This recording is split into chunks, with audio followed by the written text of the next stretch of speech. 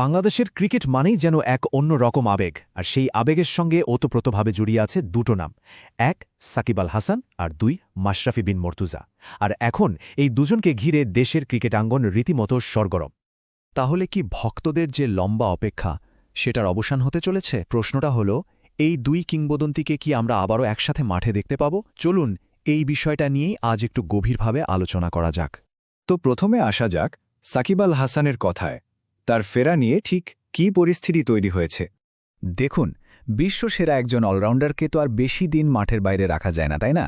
Bangladesh cricket board বা বিসিবির সাম্প্রতিক কিছু কথাবার্তা আর অন্যদিকে সাকিবের নিজের ফিটনেস ট্রেনিং সবকিছু কিন্তু একটাই ইঙ্গিত দিচ্ছে, আর সেটা হলো তিনি খুব তাড়াতাড়ি মাঠে ফিরছেন। আসলে সাকিবের ফেরা মানেই তো দলের জন্য একটা বিশাল ব্যাপার। মানে একদিকে তার স্পিনের জাদু, আবার ব্যাট হাতে রান তোলার সেই অবিশ্বাস্য ক্ষমতা, আর সবচেয়ে বড় কথা, লাল সবুজ জার্সিতে তাকে আবার দেখতে পাওয়া। এই সবকিছু মিলিয়ে ভক্তদের জন্য এটা যে কত বড় একটা স্বস্তির খবর তা বলার অপেক্ষা রাখে না। বোর্ডের ইতিবাচক মনোভাব এই সম্ভাবনাকে এখন আরও জোরালো করে তুলেছে।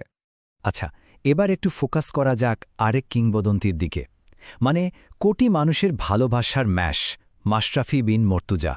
যদিও তিনি এখন আন্তর্জাতিক ক্রিকেট থেকে বেশ খানিকটা দূরে, কিন্তু একটা গুঞ্জন কিন্তু বেশ ভালোই শোনা যাচ্ছে। বলা হচ্ছে তাকে আবারও দলের সঙ্গে যুক্ত করার একটা পরিকল্পনা চলছে। তবে হ্যাঁ, এবারের ফেরাটা শায়দ একটু অন্যরকম হতে পারে।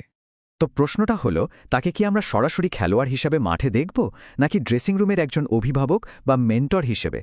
দেখুন, খেলোয়াড় হিসেবে মাঠে তার উপস্থিতি যতটা মূল্যবান, মেন্টর হিসেবে তার অভিজ্ঞতা কিন্তু দলের আত্মবিশ্বাসকে কয়েক গুণ বাড়িয়ে দিতে পারে। এখন একটা বড় প্রশ্ন মাথায় আসতে পারে যে ঠিক এই সময়েই কেন এই দুই কিংবদন্তির ফেরার কথা এত জোরালোভাবে উঠছে? এর পেছনের আসল কারণটা কি? এর মূল কারণটা হল বাংলাদেশ দল এখন একটা পরিবর্তনের মধ্যে দিয়ে যাচ্ছে। দলে কিন্তু অনেক তরুণ আর প্রতিভাবান খেলোয়াড় আছে, কিন্তু তাদেরকে ঠিকঠাক পথে চালানোর মতো অভিজ্ঞ নেতৃত্বের একটা অভাব যেন রয়েই গেছে।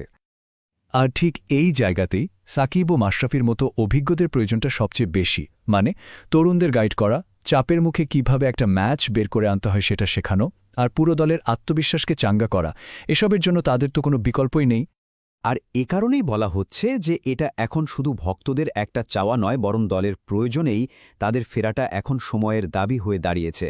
তাদের অভিজ্ঞতা দলের জন্য এক কথায় অপরিহার্য।